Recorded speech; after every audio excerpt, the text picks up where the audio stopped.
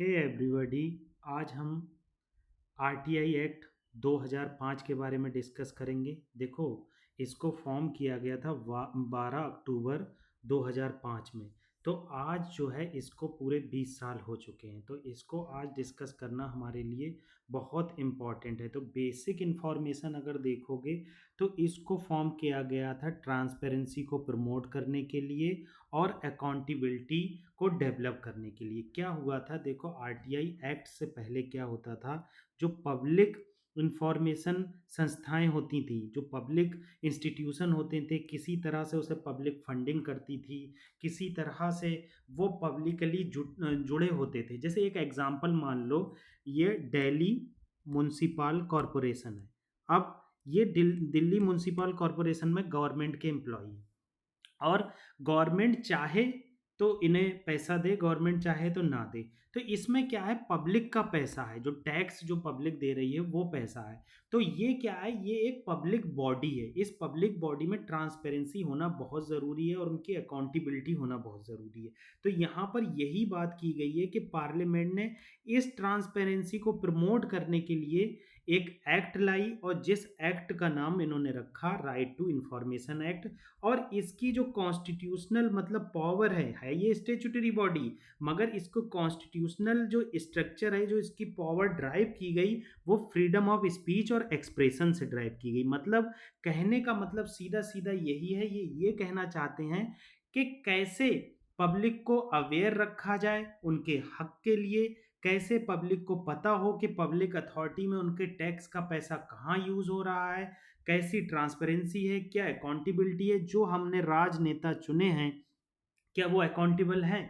तो ये चीज़ यहाँ बताई गई है। तो यहाँ पर पब्लिक अथॉरिटी की डेफिनेशन भी बताई गई है। देखो क्या बताया गया, एनी बॉडी मतलब कोई भी बॉडी जो कॉन्स्टिट्यूशन के अंदर जिक्र है, पार्लियामेंट के एक्ट से आई है, स्टेट लेजिस्लेचर ने बनाई है और गवर्नमेंट ने नोटिफिकेशन से बनाया है, इस तरह की बॉडी को हमने क्या कहा, पब्लिक अथॉरिटी कहा।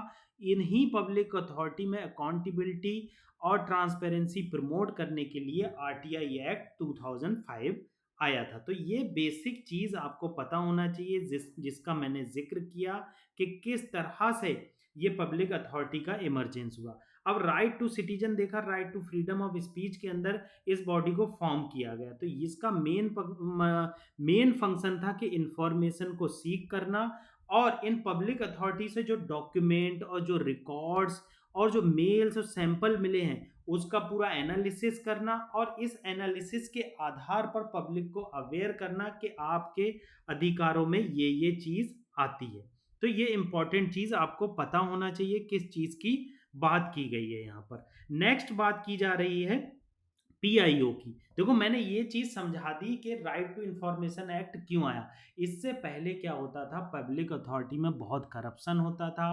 क्या चीज चल रही है, क्यों डिले चल रहा है, आप ऐसे समझ लो, मान लो दिल्ली म्युनिसिपल कॉरपोरेशन का कोई नोटिफिकेशन आया और उसने कहा करोल बाग ओल्ड राजेंद्र नगर के एरिया में 1 महीने के अंदर ये जो है सफाई हो जाएगी। अब उस 1 महीने में कोई भी सफाई नहीं हुई, तो कोई भी पब्लिक अथॉरिटी नहीं है, कोई भी कुछ भी नहीं है, तो किस तरह से उनकी अकाउंटेबिलिटी तय होगी। इस अकाउंटेबिलिटी को तय करने के लिए आरटीआई लाया गया और आरटीआई में बताया गया कि किस तरह से इंफॉर्मेशन पब्लिक तक पहुंचना चाहिए। इससे क्या होगा, जो पब्लिक अथॉरिटी में बैठे लोग हैं उनकी अकाउंटेबिलिटी तय होगी। अब क्या होता है कि हर पब्लिक अथॉरिटी के अंदर क्या किया जाता है, पीआईओज अपॉइंट किए जाते हैं, पब्लिक इंफॉर्मेशन ऑफिसर अपॉइंट किए जाते हैं। ये कब किया जाता है, जो राइट टू इंफॉर्मेशन एक्ट की रिक्वेस्ट के आधार पर। ठीक है, देखो ये कोई ऐसा नहीं है कि सेपरेट केवल पब्लिक इंफॉर्मेशन की काम कर रहे हैं। प्रॉब्लम तो यही है, आरटीआई के स्ट्रक्चर में क्या है, बहुत सारे ऐसे इंस्टीट्यूशन आपको देखने को मिलेंगे जिसमें देखने को मिलता है कि आपके जो पब्लिक अथॉरिटी है उसमें पीआईओ उन्हीं को अपॉइंट कर दिया जाता है जो अदर जॉब भी देख रहे हैं। जैसे मान लो कोई कोई बाबू हैं कचहरी में, अब वो कचहरी में बाबू का तो काम कर ही रहे हैं, मगर जब उन पर इंफॉर्मेशन मांगी गई तो पीआईओ का भी काम करने लगे वो। तो इस तरह के स्ट्रक्चर को क्या होता है, कन्फ्लिक्ट ऑफ इंटरेस्ट आता है और वर्किंग आवर भी जो है इफेक्ट में होते हैं। ठीक है, तो ये इंपॉर्टेंट चीज हमने डिस्कस की। दूसरी इंपॉर्टेंट चीज टाइम लिमिट क्या है। देखो वैसे क्या है, नॉर्मली टाइम में 30 दिन के अंदर इंफॉर्मेशन दी जाती है, मगर अगर लाइफ और लिबर्टी का सवाल है, किसी की लाइफ लिबर्टी का सवाल आता है, तो 48 घंटे के अंदर आपको जवाब देना ही देना है। अब एग्जाम्शन किन कंपनीज को, किन पब्लिक अथॉरिटी को, किन इंस्टीट्यूशन को एग्जाम्प्ट किया गया है। देखो जो नेशनल सिक्योरिटी, मतलब कुछ हमारे सीक्रेट इंफॉर्मेशन रहती है, वो हम किसी से नहीं डिस्कस कर सकते। फॉरेन रिलेशन, किसी से अच्छे संबंध हैं तो उसके आप कह रहे हो कि एक्सपोज करो, वो किस आधार पर फॉरेन रिलेशन बने हैं, उसके पीछे क्या बात हुई है, क्या स्ट्रेटेजिक बात हुई है, वो नहीं। ट्रेड सेक्टर, कुछ सेक्टर में नहीं हो सकते। तो इस तरह की जो मतलब नेशनल सिक्योरिटी से रिलेटेड चीजें हैं जो सेक्शन 8 में दी गई हैं, उनको आपके साथ शेयर नहीं किया जाएगा। अगर लार्जर पब्लिक इंटरेस्ट है, देखो ये जो आया है ये वर्ड सुप्रीम कोर्ट की वर्डिक्ट से आया, क्या हुआ, बहुत सारे केसेस ऐसे होते हैं जिसमें लार्जर पब्लिक इंटरेस्ट होता है। अब वो लार्जर पब्लिक इंटरेस्ट को सर्व करने के लिए क्या होता है कि ओवरराइड किया जाता है एग्जाम्पशन को। जैसे फॉरेन रिलेशन हमारे किसी कंट्री से बहुत अच्छे हैं, मान लो नेपाल से, मगर इंडिया में बहुत बड़े लेवल पर दंगा हो गया है और इंडिया में जो है लोग अपने राइट के लिए लड़ रहे हैं, या उन्हें राइट की गलत फहमी हो गई है, वेस्टर्न मीडिया ने गलत फहमी कर दी है, तो उस केस में क्या होगा, लार्जर पब्लिक इंटरेस्ट को सर्व करने के लिए क्या किया जाएगा कि पब्लिक अथॉरिटी क्या करेगी, एग्जेम्प्ट कर देगी और वो इंफॉर्मेशन प्रोवाइड करेंगे। तो ये एक इंपॉर्टेंट चीज हमने देखी। नेक्स्ट इंपॉर्टेंट चीज क्या बात की जाती है, नेक्स्ट सेंट्रल इंफॉर्मेशन कमीशन और स्टेट इंफॉर्मेशन कमीशन की बात की जाती है। देखो क्या होता है, जैसे मान लो आपने डीएमसी से कोई इंफॉर्मेशन मांगी और यहाँ पर पीआईओ बैठे हुए हैं, यहाँ पर पीआईओ बैठे हुए हैं, मगर क्या है ये पीआईओ आपको इन्फॉर्मेशन देने में असमर्थ रहे कोई भी रीजन की वजह से, या इन्होंने नहीं देना चाहिए। अब क्या होगा, कंप्लेन जो है स्टेट इंफॉर्मेशन कमीशन के पास जाएगी। मैं अभी पूरा स्टेट इंफॉर्मेशन कमीशन डिस्कस करूंगा, सेंट्रल इंफॉर्मेशन कमीशन डिस्कस करूंगा, क्या अवधि होती है इसकी, कितने टाइम तक के लिए अपॉइंट किया जाता है, किसको अपॉइंट किया जाता है, कौन अपॉइंट करता है, उस कमेटी में कौन कौन होता है। अब ये जो एप्लीकेशन है या ये रिक्वेस्ट जो है एसआईसी के पास जाएगी। एसआईसी कहेगी कि भाई आपने अभी तक स्टेट से रिलेटेड जो इन्फॉर्मेशन क्यों नहीं दी है, इनको जल्द से जल्द आप इन्फॉर्मेशन प्रोवाइड करो। तो इस तरह के केसेस में ऐसा देखने को मिलता है। जबकि सेंट्रल इंफॉर्मेशन कमीशन क्या करता है, जब जो कोई सेंट्रल लेवल पर इंफॉर्मेशन मांगी जाएगी, मतलब मान लो कोई ऐसी बॉडी है, कॉन्स्टिट्यूशनल बॉडी है, कैग का अपॉइंटमेंट कैसे होता है, ये इंफॉर्मेशन मांगी जा सकती है। तो इस तरह की इंफॉर्मेशन मांगते समय क्या है, किस बॉडी का यूज होगा, ये मैंने आपको बता दिया। अब ये इंपॉर्टेंट है कि 2019 में आरटीआई में अमेंडमेंट हुआ, जो टेन्योर फिक्स हुआ करता था 5 साल, इसको क्या है रिमूव कर दिया गया। अब कहा गया कि इसका जो स्टेटस है इक्विवेलेंट हो जाएगा। इसमें देखो थोड़ी सी तब्दीली आई, मैं आपको बता दे रहा हूँ क्या हुआ। इससे पहले 5 साल फिक्स टेन्योर होता था, अब फिक्स टेन्योर, मान लो आप किसी भी इंस्टीट्यूट में जॉब करते हैं, आपको कहा जाए कोई भी आपदा आ जाए मगर 5 साल तक आपको निकाला नहीं जाएगा, तो ये जब आपसे वर्ड कहे जाएंगे तो आप ऑटोमेटिकली क्या करोगे, बहुत ट्रांसपेरेंटली और बहुत अच्छे से काम करोगे, सोचोगे मुझे तो कोई निकाल ही नहीं सकता। मगर 2019 में ये फिक्स टेन्योर रिमूव कर दिया गया और जो स्टेटस जो इक्विवेलेंट था सीआईसी एसआईसी का इलेक्शन कमीशन को, इसको हटा दिया गया और गवर्नमेंट ने पावर दी गई कि वो अपने मनमाने रूप से टेन्योर और सैलरी डिसाइड करेंगे। इससे क्या हुआ कि इनकी जो ट्रांसपेरेंसी है, ऑटोनॉमी है, उसमें जो है बहुत ज़्यादा डिग्रेडेशन देखने को मिला। ये चीज़ आपको पता होना चाहिए। सेक्शन 14 की 24 की बात की है, यहाँ पर इंटेलिजेंस और सिक्योरिटी ऑर्गेनाइजेशन भी एग्जेम्प्ट किए गए हैं, क्योंकि ये जो है इसमें बात की गई है कि किस तरह से हमारे जो इम्पोर्टेंट ऑर्गेनाइजेशन है उनकी जो लीक ना हो पाए। ठीक है, आगे क्या कहा गया, पीआईओ कैन बी फाइन ₹250 पर और ₹20,000 फॉर डिले रॉन्गफुल डिनायल। मतलब क्या है कि अगर आपने पीआईओ जो अपॉइंट किए गए किसी इंस्टीट्यूशन में, उन्होंने इन्फॉर्मेशन देने से मना कर दिया और उन्होंने कहा कि हम इन्फॉर्मेशन नहीं देंगे आपको, तो उस केस में क्या है, जो इन्फॉर्मेशन देने वाली थी अगर वो नहीं दी तो पेनाल्टी लगेगी। ये बहुत कम होता है, ये बात याद रखना। हमारे इंडिया में यही प्रॉब्लम है, इस तरह की चीज़ें बहुत कम देखने को मिलेंगी। आगे क्या है, हम यूपीएससी का एक एमसीक्यू डिस्कस कर लेते हैं ताकि आपको ये क्लियरिटी हो जाए कि हमने क्या क्या डिस्कस किया। इसके बाद हम सेंट्रल इंफॉर्मेशन कमीशन और स्टेट इंफॉर्मेशन कमीशन को डिस्कस करेंगे। तो पहला क्वेश्चन क्या कह रहा है, राइट टू इंफॉर्मेशन एक्ट 2005 के अंदर कुछ स्टेटमेंट दिए हैं आपको, इन स्टेटमेंट से करेक्ट बताना है, करेक्ट कौन सा है। तो पहला स्टेटमेंट क्या है? पहला स्टेटमेंट बात करता है right to act is applicable to both central and state government. बिल्कुल सही है ये आपको पता ही होना चाहिए। ठीक है, नेक्स्ट क्या बात बताई गई है?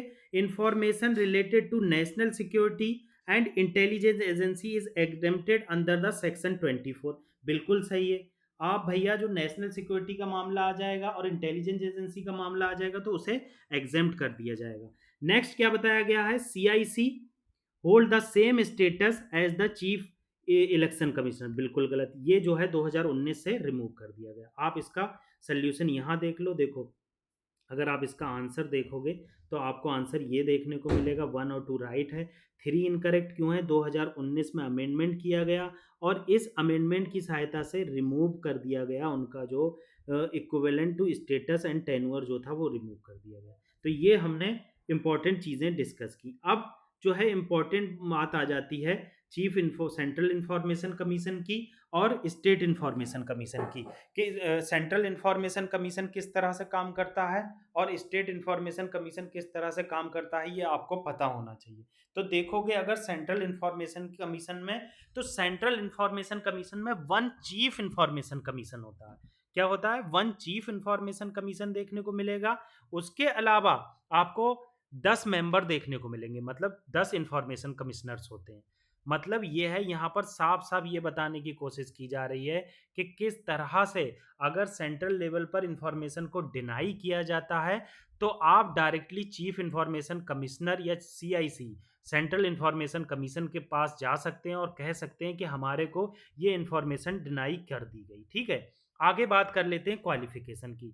देखो, जो मेंबर होते हैं इसमें कोई स्ट्रिक्टली डिसाइड नहीं है कि मेंबर जो है 12th पास होना चाहिए, ग्रेजुएशन होना चाहिए, इसलिए नहीं होता है। इसमें क्या है ये बताया गया है, जो मेंबर होते हैं वो इमिनेंट पब्लिक लाइफ से अटैच होना चाहिए और वाइड नॉलेज होना चाहिए और एक्सपीरियंस होना चाहिए उन्हें फील्ड का, जैसे लॉ का, साइंस का, social management, journalism, administration, governance. तो ये चीज़ें उनको पता ही होना चाहिए और वो किसी भी तरह का ऑफिस ऑफ प्रॉफिट नहीं होना चाहिए और पॉलिटिकल एफिलिएशन नहीं होना चाहिए। ऑफिस ऑफ प्रॉफिट आपको बता देता हूँ मैं क्या होता है। ऑफिस ऑफ प्रॉफिट के केस में अगर आप देखोगे तो आपको देखने को मिलेगा कि किस तरह से कोई बंदा अगर पॉलिटिकली विन हो गया है, एमएलए बन गया है, तो वो कोई भी कंपनी का मालिक नहीं हो सकता जिसमें स्टेट के गवर्नमेंट के शेयर हों। ठीक है, क्योंकि इससे क्या होता है, कन्फ्लिक्ट ऑफ इंटरेस्ट आता है और जो ऑफिसेज होते हैं वो उसका मिसयूज हो सकता है, ऑफिस ऑफ प्रॉफिट हो सकता है। ठीक है, आगे देख लेते हैं हम। आगे बात कर लेते हैं ये अपॉइंटमेंट की। तो अपॉइंटमेंट जो किया जाता है वो प्रेसिडेंट ऑफ इंडिया के द्वारा किया जाता है, सीआईसी का, और ये जो है स्टेट इंफॉर्मेशन कमीशन का। मगर सॉरी, स्टेट इंफॉर्मेशन कमीशन का अपॉइंटमेंट गवर्नर करता है, जबकि क्या है, सीआईसी जो सेंट्रल इंफॉर्मेशन कमिश्नर होते हैं उनको अपॉइंट क्या किया जाता है, प्रेसिडेंट ऑफ इंडिया के द्वारा किया जाता है। ये आपको पता होना चाहिए।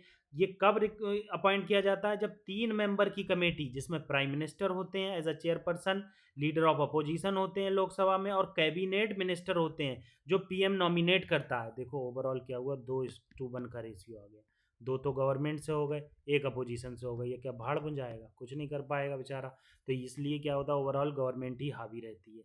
टेन्योर जो है 5 साल और 65 ईयर तक होता है। Which ever earlier can not be reappointed, appoint नहीं किया जा सकता। मगर ये तो आपको पता ही है, ये तो अब सेंट्रल गवर्नमेंट डिसाइड करती है। ठीक है, आगे देख लो। स्टेट इंफॉर्मेशन कमीशन की बात हो रही है। स्टेट इंफॉर्मेशन कमीशन में भी 1 चीफ इंफॉर्मेशन कमिश्नर होता है, 10 स्टेट इंफॉर्मेशन कमिश्नर होते हैं। क्वालिफिकेशन सिमिलर होती है, मतलब इमिनेंट ऑफिस होना चाहिए, नॉलेज होना चाहिए, पब्लिक एक्सपीरियंस होना चाहिए। अपॉइंट करता है गवर्नर और इसकी भी एक कमेटी होती है। सेम बात है कि चीफ मिनिस्टर होंगे, लीडर ऑफ अपोजिशन होंगे, कैबिनेट मिनिस्टर, सीएम चूज करेगा। 5 ईयर और 65 ईयर होता है, ये आप ज़रूर पढ़ लेना। ये अब बदल गया, आप एक बार देख लेना अगर मुझे कन्फ्यूज़न है। ये फिक्स्ड टेन्योर नहीं रहा है, अब सेंट्रल और स्टेट गवर्नमेंट डिसाइड करते हैं।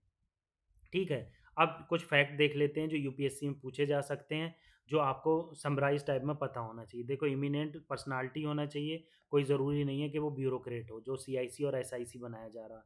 ये इंडिपेंडेंट बॉडी है और गवर्नमेंट इंटरफेरेंस नहीं करती। क्या इंटरफेरेंस नहीं करेगी? जब वही अपॉइंट कर रही तो इंटरफेरेंस क्या नहीं करेगी? ऐसा मजाक बना के रखा है ना कि कुछ कहा नहीं जा सकता। आरटीआई अमेंडमेंट एक्ट 2019 में सेंट्रल गवर्नमेंट सैलरी और टेन्योर डिसाइड करती है, कंट्रोवर्शियल है, ठीक है। अभी तक ये खुल के बात सामने नहीं आई है, ठीक है। इसमें ट्रांसपेरेंसी को इंट्रोड्यूस किया जाता है। अब आप देख लो प्रीलिम्स का एमसीक्यूज देख लो ताकि आपको ये क्लियर हो जाए, ठीक है। यहाँ देख लेते हैं। सैम्पल यूपीएससी एमसीक्यू है सेंट्रल इंफॉर्मेशन कमीशन के बारे में, आपको बताना है करेक्ट कौन सा है। तो देखो पहला क्या बताया गया है, प्रेसिडेंट ऑफ इंडिया का अपॉइंट करते हैं चीफ इंफॉर्मेशन कमीशनर को। इंफॉर्मेशन बिल्कुल सही है, इसमें कोई गलती नहीं है। अप टू 10 मेंबर होते हैं, ये भी सही है। मस्ट रिटायर ब्यूरोक्रेट, ऐसा कुछ भी नहीं है, मैंने ऊपर ही बता दिया। मस्ट रिटायर कोई ऐसा नहीं है, कोई ऐसा कंडीशन नहीं है, बस पब्लिक एक्सपीरियंस होना चाहिए लॉ में, सोशल लाइफ में। तो ये इंपॉर्टेंट चीज़ हमने डिस्कस की। हमने सीआईसी के बारे में देखा, एसआईसी के बारे में देखा। आरटीआई को 20 साल हो गए, 12 अक्टूबर को स्टेबलाइज हुई थी 2005 को, तो आज 20 साल पूरे हो गए, तो उस पर द हिंदू में आर्टिकल आया, उसका जिक्र किया। बेसिक कवर कर दिया ताकि ये यूपीएससी बेसिक पूछती है करंट से उठाकर। ये सब हमने डिस्कस किया। Thank you, thank you very much. हमारे चैनल को सब्सक्राइब कीजिए, लोगों के बीच में शेयर कीजिए और लाइक और कमेंट ज़रूर कीजिए। कोई चीज़ बुरी लगी हो तो कमेंट में ज़रूर बताइए, उसमें हम सुधार करेंगे। हमारे चैनल को दूर दूर तक पहुंचाइए ताकि जो नीडी सेक्शन है उनको इस इन्फॉर्मेशन का फ़ायदा मिल सके। Revision is the key of success, जितना ज़्यादा रिवीजन उतनी करीब सक्सेस।